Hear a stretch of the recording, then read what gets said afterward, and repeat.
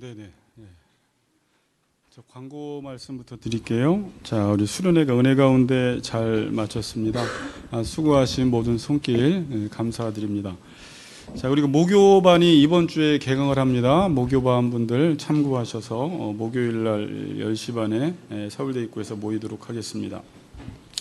그리고 오늘 아름마을 교회가 수련회를 갔어요. 그래서 오늘 저희가 의자를 이제 치우고 가야 될 것 같아요. 여기 개강을 했기 때문에 참고해 주시기 바랍니다. 자, 오늘 본문 보도록 하겠습니다. 사무엘상 3장 19절입니다. 사무엘상 3장 19절부터 21절까지.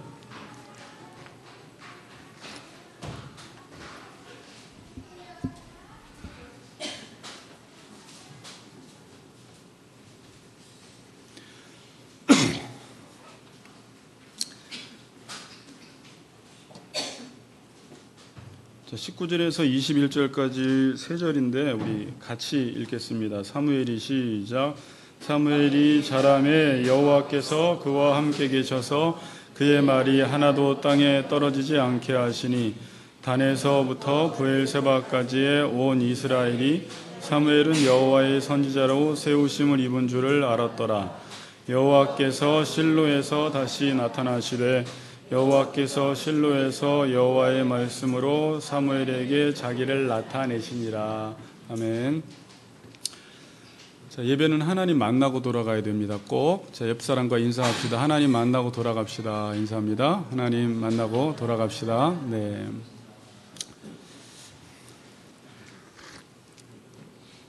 자, 이제 나로 살기 시리즈 이제 막바지로 가고 있습니다. 자, 나로 산다는 것은 잘 들으세요. 처음부터 내가 누구이냐에 따라서 나로 사는 것이 달라집니다. 그러니까 내가 나로 사느냐 못 사느냐는 삶의 문제에 집중할 게 아니라 내가 누구이냐에 집중을 해야 돼요. 내가 누구이냐에 따라서 나의 삶이 달라진다라는 것입니다.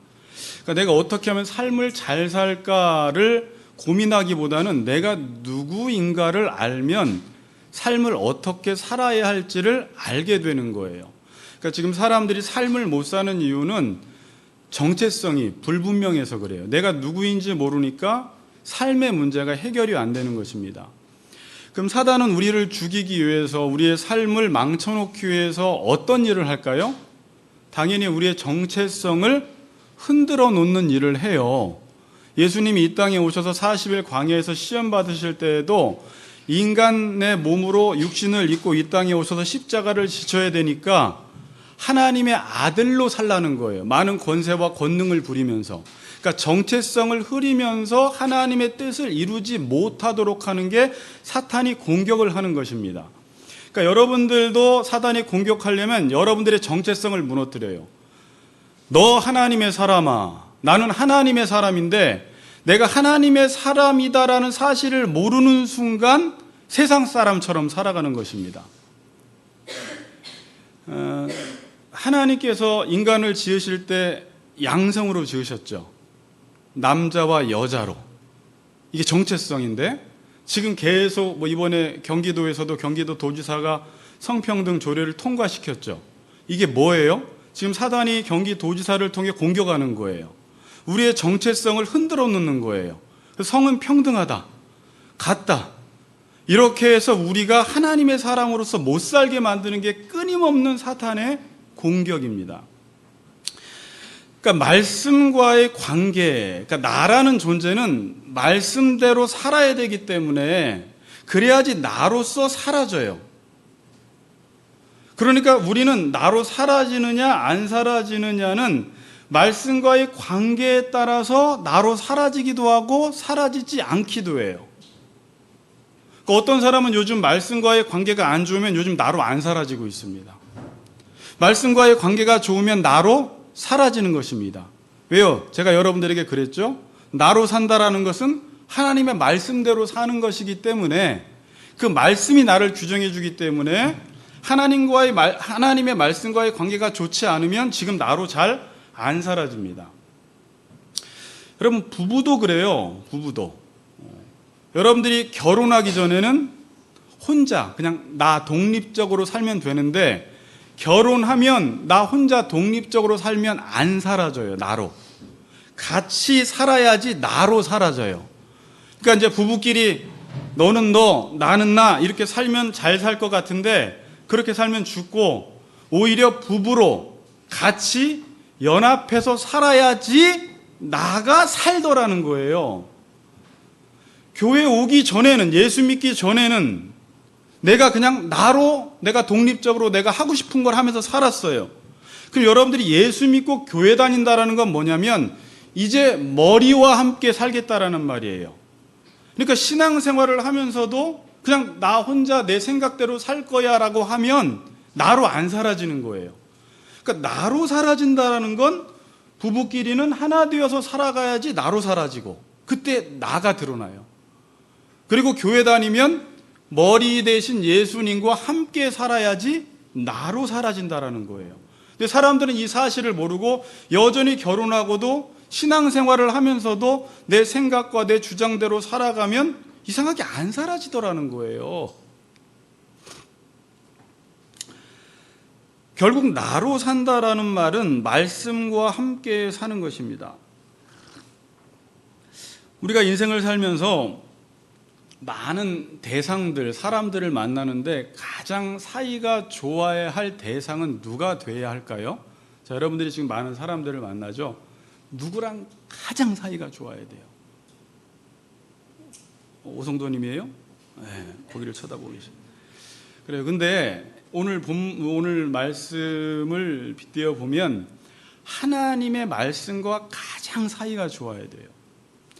부부보다도 하나님의 말씀과 사이가 좋으면 부부 사이가 좋아집니다. 그런데 하나님의 말씀보다 부부끼리 잘 지내면 잘 안 지내져요. 사람들이 비밀을 잘 몰라요. 성경은 하나님의 말씀을 따라 살라는 것은 아까 예를 들었지만 부부끼리 잘 사는 걸 의미하고, 예수님과 잘 사는 걸 의미하고, 예수님과 잘 산다라는 것은 이웃과 지체들과 잘 산다라는 걸 의미해요. 그러니까 내가 말씀을 가장 중요시 여기며 살았더니 부부간에도 잘 살고 예수님과도 잘 살고 이웃과도 잘 살게 되는데, 말씀을 제외시켜 놓고 부부끼리 잘 살려다 보니까 잘 안 사라지더라는 겁니다. 이제 이게 성경이 우리에게 가르쳐 주는 거예요. 그래서 여러분들이 모든 대상과 사이가 좋아야 되지만 최고로 사이가 좋아야 될 대상은 말씀이 돼야 됩니다. 그럼 모든 관계가 좋아져요. 말씀과 사이가 좋으면 내가 살아나고 다른 대상과 사이가 다 좋아집니다. 자, 뭐라고요? 말씀과 사이가 좋으면 일단 내가 살아나요. 그리고 다른 대상과도 사이가 좋아져요. 여러분들이 다른 대상과 사이가 좋아진다는 건 그동안 들었죠.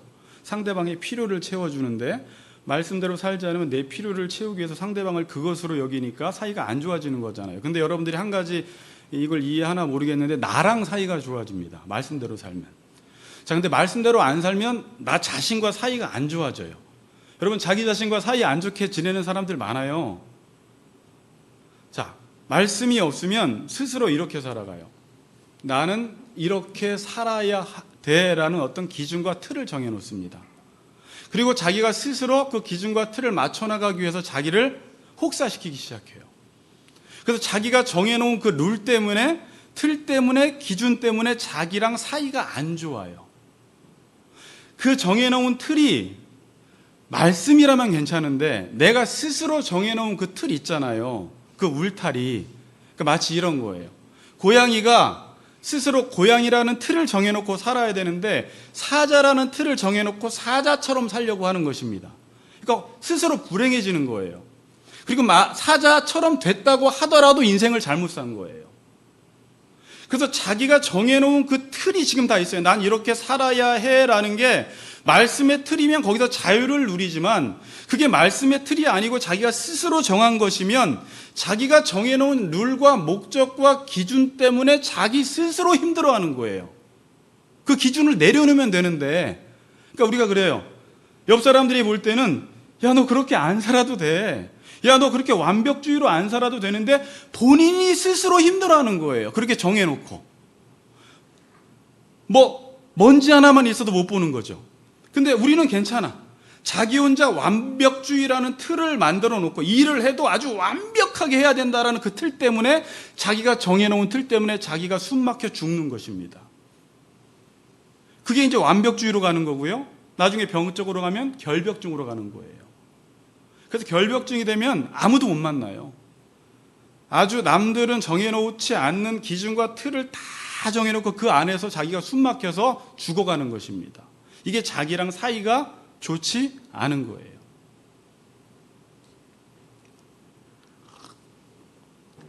자, 인생은 말씀과 사이가 얼마나 좋으냐, 하나님과 얼마나 사이가 좋으냐에 따라서 행과 불행이 결정이 됩니다. 늘 같은 말이지만 쭉 들어보시고, 오늘 제가 이 본문을 설명드리고 지금 성경 전체에서 하나님과 인간과의 관계 속에서 발생되는 문제들을 제가 좀 재미있게 지금 풀어나가려고 하니까 한번 쭉 들어보세요. 여러분, 다른 사람과 사이가 좋아지는 것은 어렵지만 그렇게 어렵지 않습니다. 사람과 사이가 좋아지는 것은, 왜냐하면 같은 사람이기 때문에, 성정이 같기 때문에 내가 상대방에 대한 관심만 조금 가져서 사람이 뭘 좋아하고 뭘 싫어하는지 맞춰주면 그래도 관계가 좋아질 수가 있어요. 그렇죠? 그러니까 어렵지만 그렇게 어렵지 않아요. 그런데 하나님과 사이가 좋아지는 것은 조금 더 어려워요. 왜냐하면 일단 하나님과 우리는 존재론적으로 달라요. 무한자고 유한자예요. 그리고 하나님은 우리가 볼 때는, 자, 이런 말씀이 좀 그렇지만 약간 꼰대 같아요. 그러니까 너무 완벽주의예요.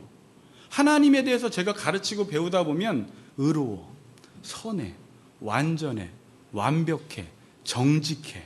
여러분, 벌써 딱 하나님의 속성을 듣는 순간 어떤 생각이 들어요? 솔직히 약간 숨 막히잖아요. 융통성이 없어 보이는 거예요. 하나님은. 그렇잖아요. 그러니까 하나님은 그냥 옳은 건 옳은 거고 그른 건 그른 거지, 타협이라는 분이 없는 분이에요. 그러니까 그걸 알고 나서 하나님과 사이가 좋아지려고 하는데 사람들마다 호불호가 갈리기 시작하는 거예요. 어떤 사람은 하나님이 좋은데 어떤 사람은 하나님이 싫다고 해요. 알고 봤더니 하나님 자체가 싫은 분이 아니라 하나님의 성향 자체를 좋아하는 사람은 하나님이 좋다고 하고, 하나님의 성향 자체를 싫어하고 죄짓고 싶은 사람은 하나님이 싫다고 하는 거예요. 그러니까 되게 주관적인 거예요. 그러니까 하나님은 되게 의로워, 정직해, 완벽해, 선해, 완전한 사랑이야, 빈틈이 하나도 없어. 근데 자기가 그렇게 살고 싶어하는 사람은 하나님이 너무 좋아. 그런데 자기가 그렇게 살고 싶지 않은 사람은 하나님 말도 듣기 싫어. 여러분, 말씀에 대한 자세도 똑같아요. 지금 말씀이 전해져도 내가 이 말씀을 추구하는 사람은 어머머머 꿀송이야, 어머머머 꿀송이야 이렇게 듣는데, 그냥 나는 죄 짓고 싶고 내 마음대로 살고 싶고 완벽도 싫고 사랑도 싫고 지혜도 싫고, 이런 사람은 그냥 말씀 듣는 것마다 다 걸리적거리는 거예요. 내 자체가 어두움 가운데 지내는 사람들은. 그렇지 않나요? 그러니까 하나님 자체는 나쁜 게 없어요. 자기가 왔다 갔다 하는 거예요. 자, 우리는 보통 인간관계가 어려울 때 몇 가지 방법을 씁니다. 한 3가지 정도가 있더라고요. 딱 인간관계가 어려워요. 그러면 이렇게 해요. 내가 상대방에게 맞추든지, 아니면 상대방이 나에게 맞추든지, 나도 맞추기 싫고 저 사람도 나한테 안 맞춰주면 헤어지든지, 딱 셋 중에 하나입니다. 자, 근데 하나님과의 관계 말고 인간과의 관계는 내가 맞추든지 상대방이 나한테 맞추든지 둘 다 맞추기 싫으면 헤어지면 되는데, 하나님과의 관계에서는 한 가지밖에 없어요. 뭘까요? 하나님이 나한테 안 맞춰줘요. 이건 안 맞춰주는 게 일단 원리적으로는 맞아요. 그리고 하나님은 헤어지자고 해도 헤어져 주지를 않아요. 하나님 이혼 도장 찍어주세요 라고 하는데 안 찍어줘요. 그럼 하나님과 우리와 사이가 좋아지기 위한 방법은 딱 하나밖에 안 남았어요. 하나가 뭐예요? 내가 하나님께 맞추는 것밖에 없어요. 나중에 그걸 의라고 하는데, 그럼 우리 인생이 어떻게 될지 조금은 예측이 되시죠? 하나님이 나한테 안 맞춰주는구나, 결국은 하나님께 내가 맞춰야 되는구나 라고 할 때 우리 인생이 어떻게 흘러갈지가 대략 예상이 되기 시작하는 거예요. 그러니까 하나님이 이렇게 말씀하세요. 내가 거룩하니까 너희도 거룩해라. 내가 사랑한 것 같이 너희도 서로 사랑해라. 내가 정의로우니까 너희도 정의를 행해라. 이렇게 맞추라는 거예요, 하나님께. 하나님은 이렇게 안 하세요. 너가 죄인이니까 나도 죄인처럼 살게. 네가 막 사니까 나도 막 살게. 이렇게 안 하세요. 네가 나한테 맞추라는 거예요. 어떤 사람은 그래요. 나 하나님께 안 맞출래요. 예수 믿는 거 이렇게 힘든 줄 나 몰랐네요. 나 하나님께 안 맞출래요 라고 하는 사람들. 그래서 하나님, 아까 이야기했듯이 저 하나님과 살기 싫으니까 하나님 이혼도장 찍어주세요 라고 하면 하나님이 찍어준다고요? 안 찍어준다고요? 말은 로암미, 로루아마, 너 내 백성 아니야. 나 너에게 긍휼 베푸지 않을게 라고 하면서 바로 뒤에 넌 암미라고 또 이야기를 해요. 하나님은 이걸 안 찍어주더라는 거예요. 그럼 인간이 어떻게 살아갈까요? 하나님이 안 찍어주든지 말든지 자기 스스로 하나님과 등을 돌려 자기 마음대로 살아가요. 그럼 자기 스스로는 하나님도 나에게 등을 돌려서 저쪽으로 가셨을 것 같은데 여전히 그 자리에 계시면서 계속해서 나를 향한 의무를 감당하고 계시는 거예요. 그러니까 혼자만 등을 돌린 거예요. 자기 혼자 스스로 헤어졌다고 생각하는데 하나님은 헤어질 수가 없어요. 이게 구원의 확실성이에요. 하나님이 도장 안 찍어주세요. 그리고 스스로 마음대로 둘째 아들처럼 누가복음 19장에 나아가 사는데 아버지는 여전히 그 자리에 반석처럼 변함없이 계시면서 나에게 여전히 사랑을 베풀고 계시는 거예요. 결국은 하나님이 누구신지를 이 과정을 통해서 알아가면서 인간이 성장을 하면서 하나님께 맞춰 나가기 시작하게 돼요. 하나님이 이제 이걸 의도하시는 거예요. 절대 수준을 낮춰서 하나님이 그 사람의 수준처럼 지내지 않으세요. 내가 거룩하니 너희도 거룩해야 돼. 내가 사랑한 것처럼 너희도 사랑해야 돼. 내가 정의로우니까 너희도 정의로워야 돼. 나는 니들이 정의로울 때까지 포기하지 않을 거야. 네 부모는 너를 버릴지라도 나는 너 버리지 않아 이러는 거예요. 자, 무서운 거예요. 이제 이런 내용이 호세아서에 쫙 재밌게 담아져 있어요. 네가 이혼 도장 찍고 스스로 나랑 살 수 없다고 해서 등 놀리고 떠나도 다른 사람은 너를 버릴지 모르지만 나는 너 못 버려 그러는 거예요. 네가 나한테 맞출 때까지, 네가 지금 개망나니처럼 지내도 나는 너를 내 수준으로 다 끌어올려 놓을 거야. 이게 하나님의 의지예요. 그런데 말입니다.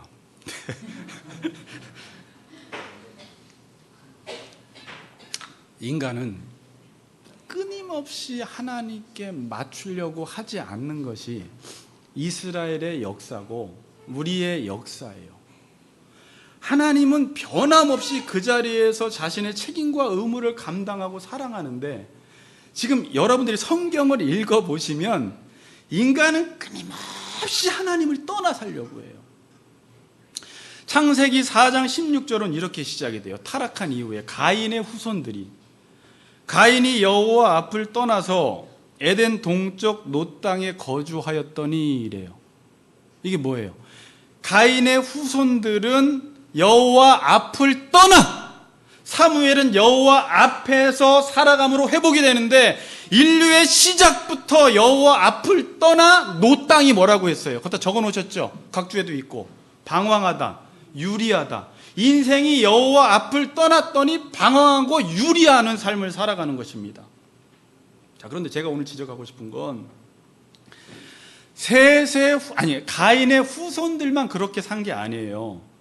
셋의 후손들은 물론 성경을 읽어보면 예배하는 자로 살아가는데 결국은 하나님을 떠납니다. 그러면 어떤 꾀를 내느냐? 겉으로만 하나님께 나아가는 척하면서 마음은 세상으로 가 있는 거예요. 그러니까 이게 로마서에서 이방인들은 노골적으로 하나님을 떠나고 유대인들은 겉으로 형식적으로는 제사, 예배, 율법 다 지키고 교회 나오고 11조하고 봉사활동 다 하는데 똑같이 이방인처럼 2장 1절에서 말한 것처럼 같은 일을 행하는 사람아, 이렇게 말을 해요. 너 지금 겉으로만 하나님께 맞추려고 하는 것처럼 보이지 결국 너의 마음은 지금 우상을 섬기고 있고 세상을 섬기고 있다는 거예요. 그게 지금 우리의 모습이에요. 겉만 바뀌었지 실제로 바뀐 게 없다라는 게 성경이 우리에게 말하는 것입니다. 로마서 3장 11절에 의인은 없나니 하나도 없으며 그래요. 깨닫는 자도 없고 하나님을 찾는 자도 없고 다 치우쳐 함께 무익하게 되고 선을 행하는 자가 없나니 하나도 없도다. 그들의 목구멍은 열린 무덤이요 그 혀로는 속임을 일삼으며 그 입술로는 독사의 독이 있고 그 입에는 저주와 악독이 가득하고 그 발은 피 흘리는 데 빠른지라. 파멸과 고생이 그 길에 있어 평강의 길을 알지 못하였고 그들의 눈앞에 하나님을 두려워함이 없느니라. 이렇게 말을 해요. 여러분, 인간은 하나님께 맞추어 살려고 하지 않습니다. 어찌 보면 우리 내면 안에도 오늘 스스로 질문해 보세요. 나는 정말 하나님의 말씀에 맞추어 살려는 의지가 있는가? 아니면 뭔가 두려워서, 아니면 종교라도 붙잡지 않으면 살 수가 없어서, 오늘 교회라도 가지 않으면 내 내면에 너무 요동이 쳐서 왜 오늘 이 자리에 왔는지. 어찌 보면 그동안 이스라엘의 역사 속에서 이스라엘 백성들이, 유대인들이 해왔던 행동을 우리가 그대로 행할 수가 있어요. 외적으로 겉은 하나님께 맞춰주는 척하면서 마음은 다른 데가 있을 수 있어요. 맞출 마음이 없는 거예요. 그러니까 이 말은 뭐냐면 하나님의 말씀대로 살고 싶은 마음이 내 안에 깊은 곳에 없어. 항상 정당화와 합리화와 어떻게 해서든지 하나님을 꼬드겨서 내 원하는 대로 이끌어가고 싶은 거야. 이게 우리 안에 깊이 죄성이 내재되어 있는 거예요. 맞출 마음이 없습니다. 근데 하나님은 이러한 우리의 마음을 다 아세요. 위선적이고 가증하고 속이는 것을 잘하는 우리의 마음을 다 아셔서 하나님도 우리에게 깊이 마음을 주실까요? 안 주실까요? 안 주시는 것입니다. 자, 이제 이걸 이렇게 표현해 볼게요. 제가 성경을 읽다 느낀 건데 다음 주에도 좀 더 구체적으로 설명을 하는데, 이스라엘 백성들은 성전에서 하나님을 만났지만 만나지 못한 거예요.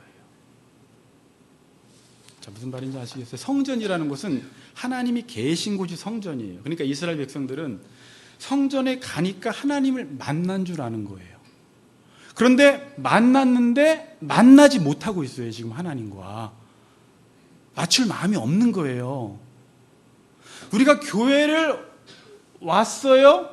그런데 어찌 보면 하나님께 맞출 마음이 없어요. 그래서 교회 와서 지금 하나님을 만난 것 같지만 안 만난 거예요. 그러니까 우리는 교회 왔어요. 성전 갔어요. 만났다고 생각했는데 하나님 편에서는 만났는데 안 만난 거야. 이렇게 말하는 거예요. 지금 구약 성경에서는 너희들 나 안 만난 거야 라고 이야기를 해요. 집도요, 가정도요, 가족끼리 만났다고 해서 만난 게 아닙니다. 상대방끼리 서로 이해하고 배려하고 맞춰주려는 마음이 없으면 만났지만 10년 동안 안 만나고 살 수가 있어요. 교회도요, 여러분들끼리 5년, 6년 같이 다녔지만 어떤 사람은 만났지만 안 만난 사람이 있고 만나서 만난 사람이 있어요. 안 만난 사람하고는 5년 전과 지금과 관계가 전혀 진도가 나가질 않았어요. 안 만났기 때문에. 만났는데 안 만난 거예요.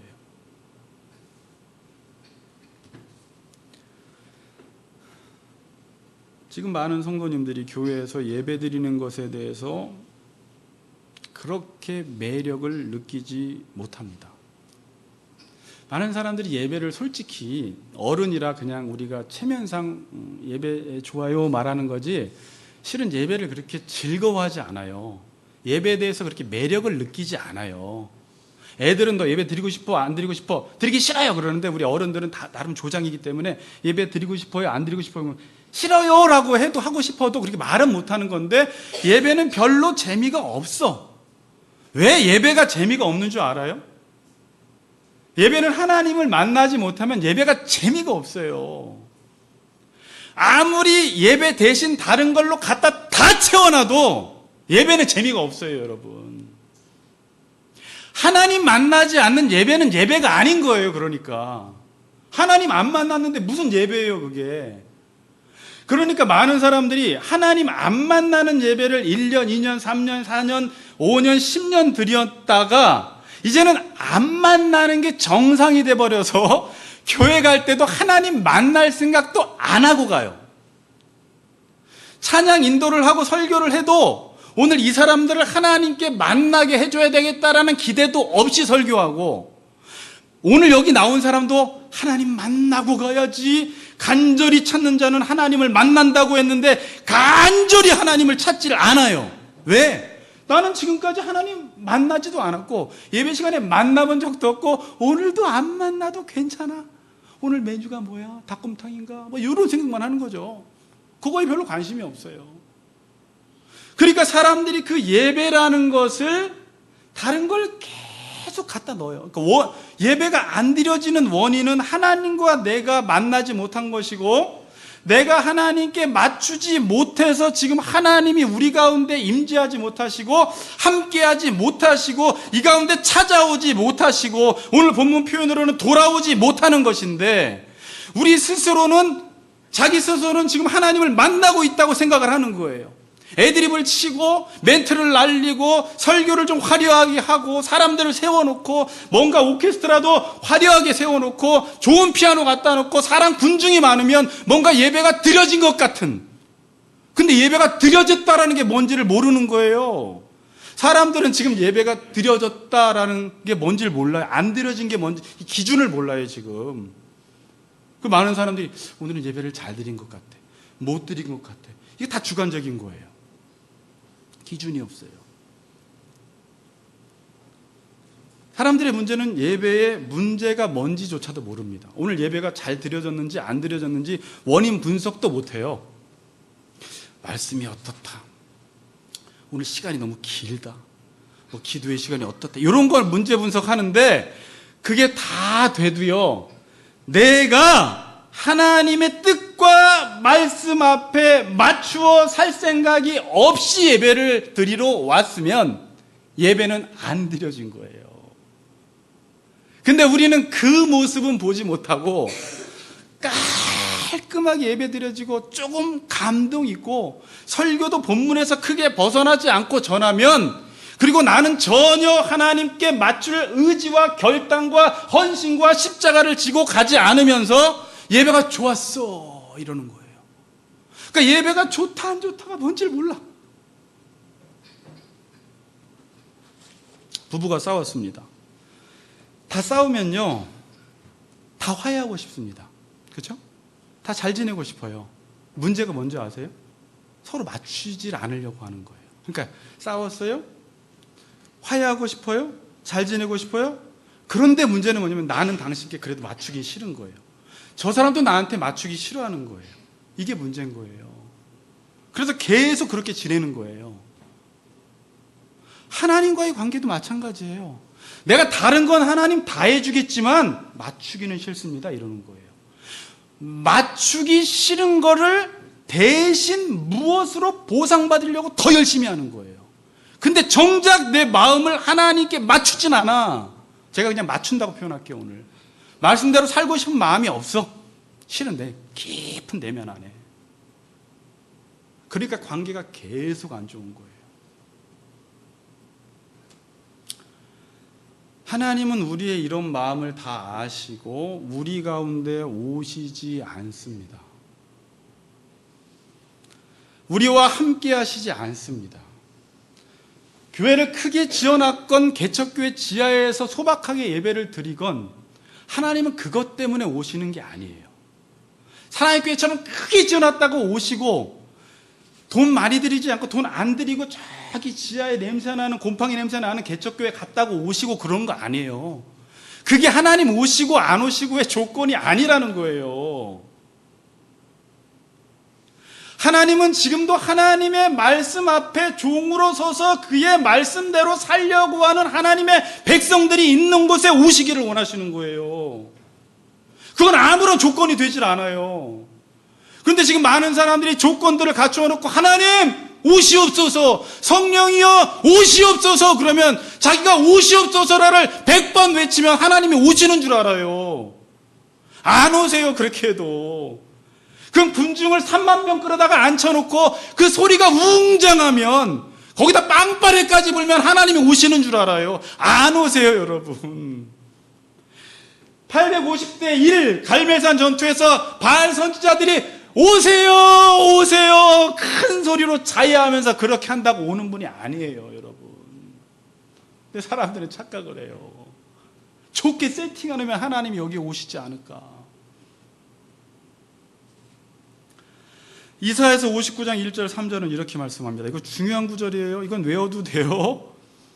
여호와의 손이 짧아 구원하지 못하심이 아니요 귀가 둔하여 듣지 못하심도 아니라 오직 너희 죄악이 너희와 너희 하나님 사이를 갈라 놓았고 너희 죄가 그의 얼굴을 가리어서 너희에게서 듣지 않으시게 함이니라. 이는 너희 손이 피해 너희 손가락이 죄악에 더러워졌으며 너희 입술은 거짓을 말하며 너희 혀는 악독을 내밀어. 자, 이보세요. 하나님의 손이 짧아 구원하지 못하심도 아니라 하나님의 귀가 둔하여 듣지 못하심도 아니고 오직 지금 네 죄악 때문에 하나님과 너희 사이가 멀어졌다라는 거예요. 우리는 한국교회가 또 부흥을 꿈꾸며 이 땅에 예배 가운데 하나님의 임재를 갈망하며 저도 그걸 바라거든요. 이 가운데 하나님이 외면하시는 예배는 드려봤자 헛것이거든요. 하나님 이 가운데 오셔야 되거든요. 그런데 우리가 하나님 오세요, 성령이 오세요, 예수의 임재하옵소서, 할렐루야 할렐루야 임재하옵소서 막 하면 뭔가 거기에 그냥 임재하옵소서라는 말을 100번 하면 임재범이 온 거예요? 뭐예요 도대체? 하나님 안 와요 거기. 그렇게 한다고 해서. 우리 죄 때문이라는 거예요. 우리는 기도할 때 그래요. 하나님 왜 안 오세요? 이 귀가 먹었나 하나님께서? 귀가 먹은 게 아니라는 거예요. 하나님 다 들으세요. 네 죄가, 나는 거룩하기 때문에 네 죄가, 네가 왕 노릇하고 있기 때문에, 네가 주인 노릇하고 있기 때문에 하나님의 뜻에 맞출 생각이 없는 것은 난 안 가 그러시는 거예요. 안 가는 거예요 거기 하나님이. 제가 신대원 때 김지찬 교수한테 무서운 얘기를 하나 들었어요. 하나님이 지금 이 한국 땅이 너무 부패하고 죄악스러우니까 바벨론 포로에 끌려가듯이 하나님이 외면하시고 등을 돌려버리셨다 이 한국교회에게. 이 죄 문제가 해결되지 않으면 하나님이 한국교회 부흥 안 온다. 그게 맞다라는 생각을 했어요. 문제는 우리 죄 문제거든요. 하나님 이곳에 오세요, 우리와 함께 해주세요, 이곳에 오시옵소서라고 한다고 오시는 분이 아니에요. 하나님 우리의 열정 보고 오시지도 않습니다. 교회 조건 보고 오시는 분도 아니에요. 여기에 권세자들 유명한 사람들이 많다고 해서 오시는 것도 아니에요.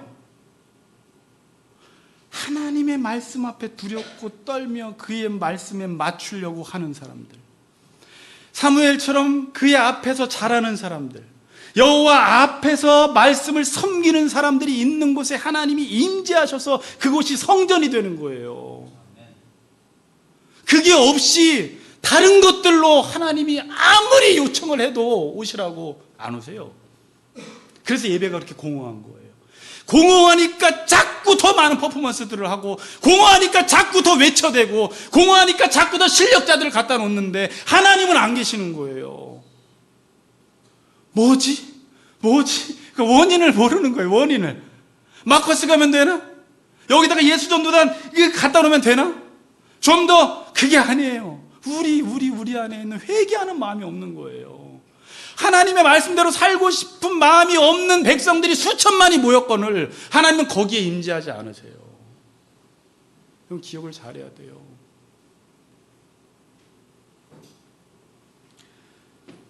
그럼 하나님은 언제 우리에게 오십니까? 중요한 주제예요, 이게. 왜냐하면 하나님이 우리 가운데 오지 않으면 우리 죽거든요. 하나님이 언제 우리와 함께 하시냐라는 이거 중요한 주제예요. 하나님이 언제 우리에게 돌아오시느냐. 아까 말대로 교회 건물을 크게 짓고 본당에다가 예루살렘 성전이라고 붙여놓으면 거기가 성전이니까 하나님이 거기 오시나요? 거기 하나님이 오실 수 있도록 세팅을 잘 해놓으면 하나님 아니에요. 그런 게 아니에요. 여러분, 비행기가 착륙하려면 뭐를 준비해야 돼요? 비행기가 착륙하려면 활주로가 준비돼야 되죠. 활주로가. 이건 다 아시죠? 자, 그러면 하나님이 우리 가운데 임재하시려면, 오시려면 뭐를 준비해야 돼요? 이걸 몰라요, 사람들이. 그래서 이상한 준비하고 있는 거예요.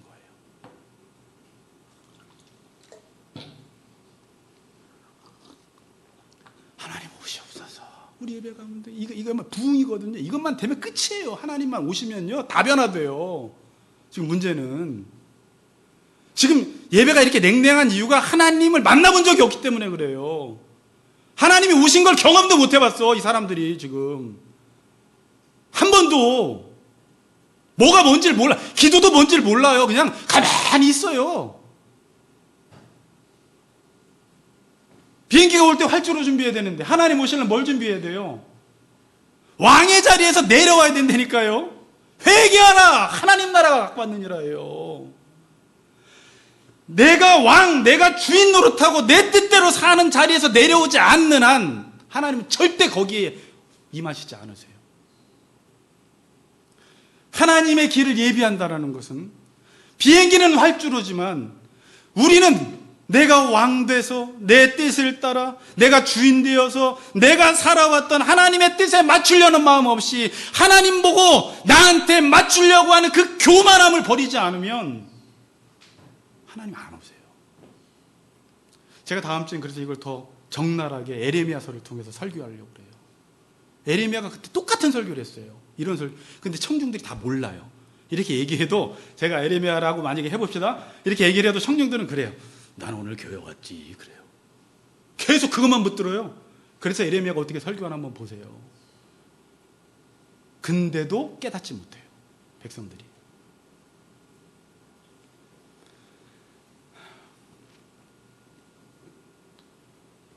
여러분, 우리가 우리 예배 가운데 겉으로는 열광하고 울고 방언하고 기도의 시간이 길고 예배 시간이 길어도 성도들이 하나님 말씀 앞에 자신을 맞추려 하지 않는 곳, 자신이 주인 되어서 여전히 살아가는 그곳에는 하나님 오시지 않습니다. 저주예요. 아무리 교회를 크게 전화도 하나님 안 오세요. 하나님 그런 것 때문에 오시는 분이 아니세요. 대안학교에 산다고 오는 것도 아니에요. 월세 안 낸다고 오는 것도 아니에요. 요한 1서 1장에 보면 만일 어떤 사람이 하나님과 사귐이 있다고 하면서 어둠 가운데 행하면 이 사귄다라는 말은 거짓말이라는 거예요. 요한이 그래요. 아시겠죠? 나 요즘 하나님과 교제해요. 요즘 하나님과 사귀어요. 나 오늘 요즘 하나님과 너무 좋아요. 근데 그 사람을 가만히 보니까 어둠 가운데 있어. 이렇게 하면 옛날 새벽에 밤마다 돌아다닌다는 말이 아니에요. 성경은 빛과 어둠을 대조시키잖아요. 어둠 가운데 있는 게 뭐예요? 내가 주인 노릇하며 사는 거예요.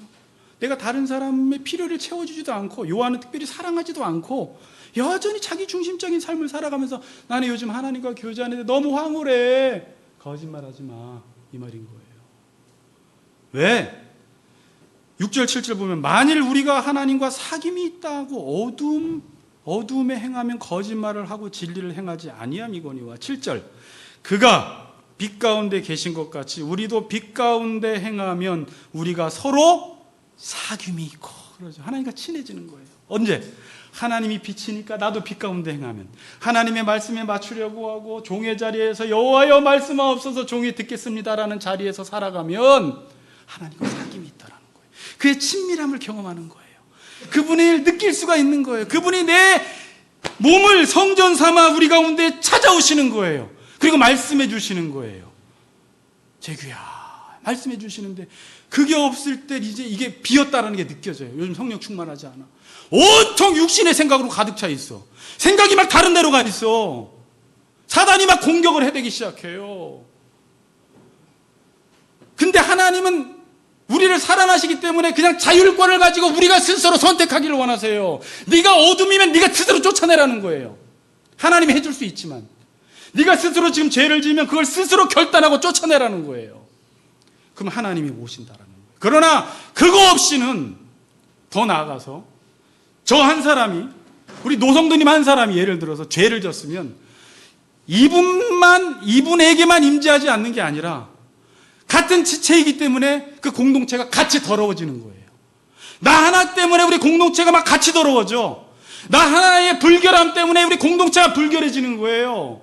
싹을 자르라는 거예요. 그래서 치리가 있는 거예요, 교회 안에. 나 하나쯤이야. 지금 일주일 맘대로 살고 와서 대충 앉아있다가 2시간 때우다 가면 되겠지. 천만의 말씀. 그 사람 때문에 영적 분위기가 다 어두워져요. 진짜 그래요. 지체이기 때문에 그래요. 이상하게 다 연결돼 있어요. 한 사람 안 좋아지니까 쫙 안 좋아져요.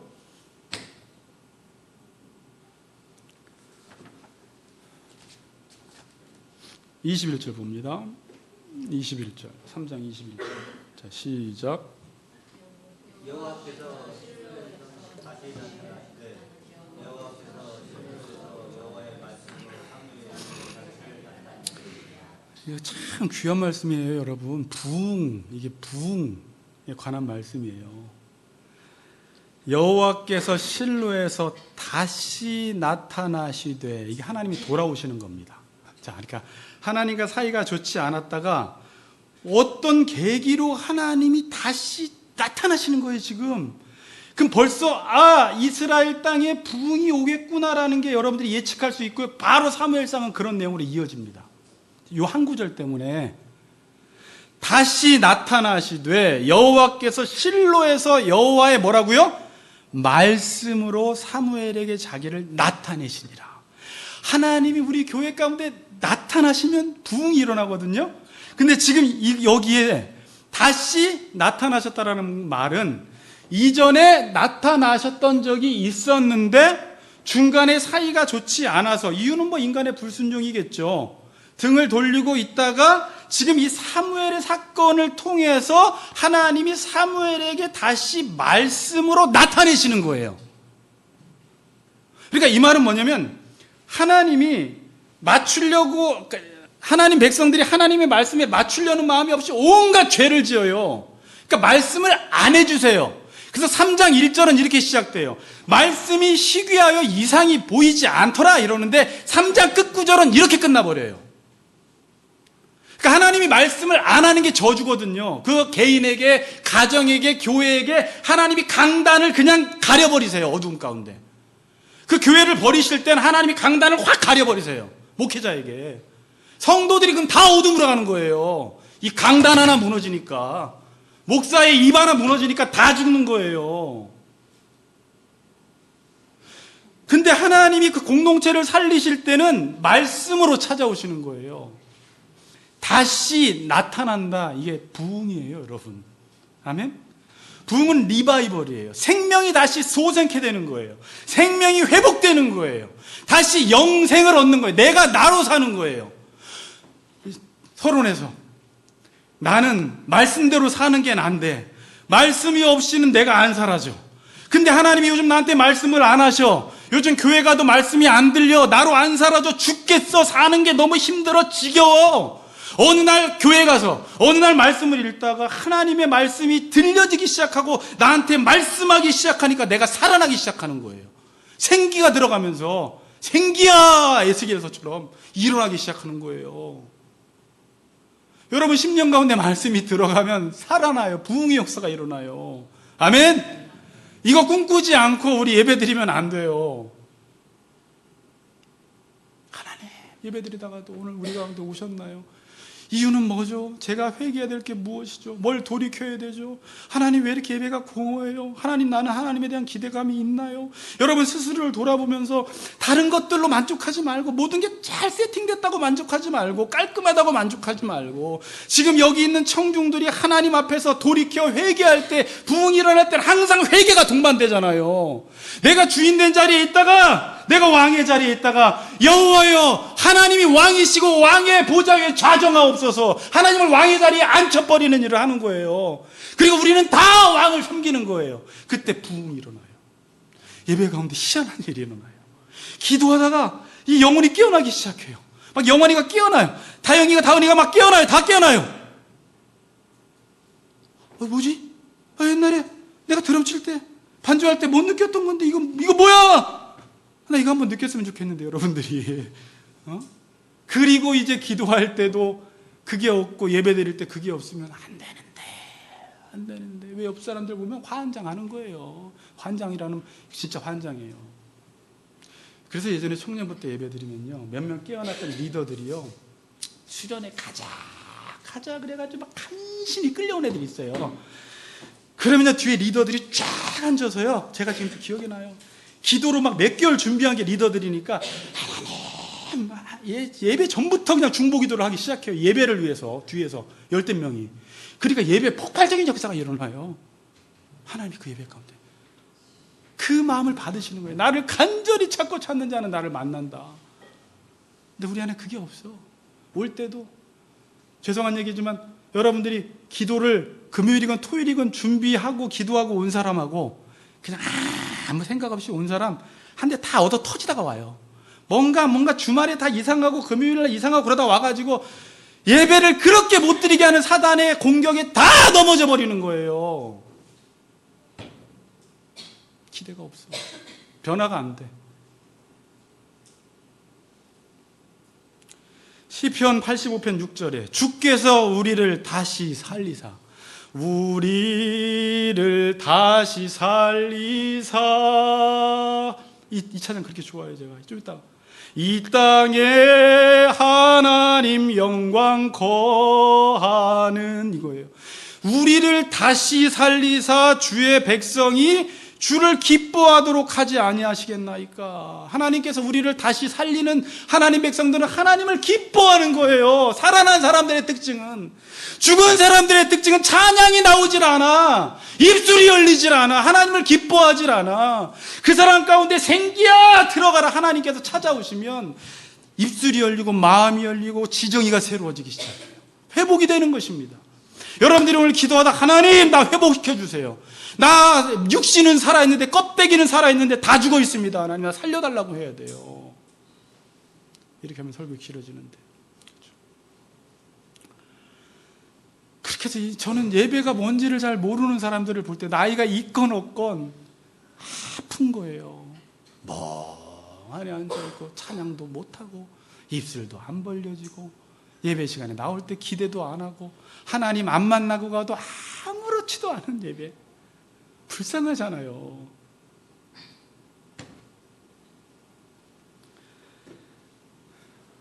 자, 원리가 이래요. 하나님이 다시 나타났잖아요. 특별히 말씀으로 나타나세요. 그러니까 여러분, 나한테 말씀이 들려질 때 하나님이 찾아오시는 거예요. 요즘 내 귀에 성경을 읽을 때 말씀이 좋으면 하나님이 찾아오시는 거예요. 그게 보통 좋은 게 아니에요. 그래서 근데 요즘 말씀이 너무 싫어, 가서 라면만 먹고 싶어, 막 말씀 읽기도 싫어, 막 이러면 안 돼요. 그걸로 내 영적인 것들을 여러분들이 진단해야 돼요. 말씀으로 하나님이 언제 찾아오시냐, 굳이. 근데 말씀은요, 부흥은요, 하나님이 주권적으로 오시는 건데, 오늘 본문을 통해 볼 때는 사무엘이 하나님 앞에서 자랄 때, 여호와 앞에서 섬길 때, 주여 말씀하옵소서 종이 듣겠습니다라는 종의 자리에 설 때, 하나님의 말씀에 맞추려고 하는 사람에게 하나님께서 말씀하기 시작하시는 것입니다. 아멘? 여러분이 그 자리에 가면 하나님 오늘 말씀하세요. 그래서 많은 사람들이 그 냉랭한 예배를 드리는 그 가운데서도요, 지금 한 주간 동안 하나님의 말씀에 맞춰선 사람은 예배를 대하는 자세가 너무 달라요. 막 갈급해. 줘! 막 얻어 먹는 거예요. 막 먹고 꿀송이야. 그리고 집에 가요. 막 봐요. 전철역에서 보고 할렐루야. 그리고 막 이제 거기에서 사는 거예요. 근데 그걸 사단이 뺏어가려고 얼마나 노력하는지 몰라요. 생각 이상한 염려, 집 걱정, 돈 걱정, 세상 걱정, 염려, 세상 근심아 다 뺏겨버려요. 잘하지를 못해요, 말씀이. 아무리 짓겠습니다, 여러분. 이 땅에 부흥이 일어나기를 우리는 소망해야 합니다. 여러분, 사람들이 지금 부흥 소망 잘 안 하는데 여러분 소망이라도 하세요. 우리 교회 가운데 부흥이 일어나야 돼요. 10년, 15년 전만 해도 이슈가 부흥이었어요. 저 부흥책만 봤어요. 신대원 때 부흥, 찰스 피니의 부흥, 로존스의 부흥, 계속 부흥책만 봤어요. 부흥이 언제 일어나? 이렇게. 그때 젊은 친구들은, 청년들은 다 부흥을 꿈꿨어요. 고영원 시간에도 부흥이라는 찬양을 막 1, 2, 3로 막 지었어요. 이 땅의 황무함을 보세요. 근데 지금은 그런 거 없어요. 내버려둬. 다 동성애 뭐 다 이러고 아무런 기대도 없어요. 부흥 기대도 안 해. 하나님 믿는 사람들이. 그런데 부흥은 이렇게 애쓴다고 되는 게 아니에요. 소망만 갖는다고 되는 문제가 아니에요. 힘쓴다고 되는 문제가 아니에요. 하나님 부흥을 주세요라고 해서 되는 문제가 아니에요. 만일 부흥이 하나님이 허락한 방법이 아닌 다른 방법으로 부흥이 왔다면 그건 조작된 것입니다. 부흥은 조작할 수 있어요. 사람들이 마음을 들떠놓게 만들어서 조작할 수 있어요. 그건 부흥 아니에요. 진짜 부흥은 우리가 종의 자리에, 우리가 말씀 듣는 자리에, 그리고 하나님을 왕의 자리에 앉혀놓는 그 자리에 내가 이제부터는 하나님 말씀에 맞춰 살겠습니다. 주여 말씀하세요. 무슨 말씀? 저 뭐 하면 좋겠어요? 말씀하소서 종이 듣겠습니다라는 그 자리에서부터 부흥이 일어나기 시작하는 거예요. 지금 세상 사람들은 다 죽겠다고 해요. 국회도 맨날 싸워요. 맨날 조국 얘기밖에 안 나오고 맨날 싸워요. 학교도 맨날 싸워요. 교회도 맨날 싸워요. 세상도 맨날 싸워요. 서로 간에 나 죽겠습니다. 죽는 사람들끼리 서로 싸우는 거예요. 여러분, 물에 빠진 사람들이 다 죽어가고 있을 때 어떤 행동을 하죠? 자기 살겠다고 머리 눌러버리죠. 이 세상이 그런 곳이에요. 죽은 사람이 죽은 사람을 절대 못 살려냅니다. 산 사람이 죽은 사람을 살려내요. 사무엘 한 사람이 하나님의 말씀이 나타나니까 사무엘이 살아나서 사무엘 산 사람을 통해서 죽은 나라가 깨어나는 거예요. 원리 이해가 되세요? 그러면 지금 죄송한 얘기인데요. 대통령이건 지도자건 정치인이건 토론은 잘하고 싸움은 잘하지만 사람은 못 살립니다, 여러분. 사람은 하나님이 살려요. 육체를 편안하게 해줄지 모르겠지만 생기는 하나님 성령이 들어가야 돼요. 그럼 산 사람이 그 일을 해요. 그게 제가 되면 제가 여러분 살리는 거고, 노성돈이 되면 노성돈이 가정 살리는 거고, 라성돈이 되면 라성돈이 가정 살리고 교회 살리는 거예요. 다 살리는 거예요. 여러분이 살아나시면 돼요. 그러면 여러분 삶 가운데 부흥이 일어날 것입니다. 부흥을 꿈꾸시길 바라고, 이번 한 주간도 내가 하나님 말씀 앞에 맞추어 살겠습니다. 하나님 말씀하여 주시고요. 하나님 아버지 말씀을 읽을 때나 설교 들을 때나 하나님 냉랭한 관계가 아니라 하나님과 진한 교제 속에서 하나님의 음성 듣고 살아갈 수 있도록 세임 달라고 기도하시며 살아가시는 우리 같이 걷는 교회 성도님들 되시기를 주의 이름으로 축복합니다.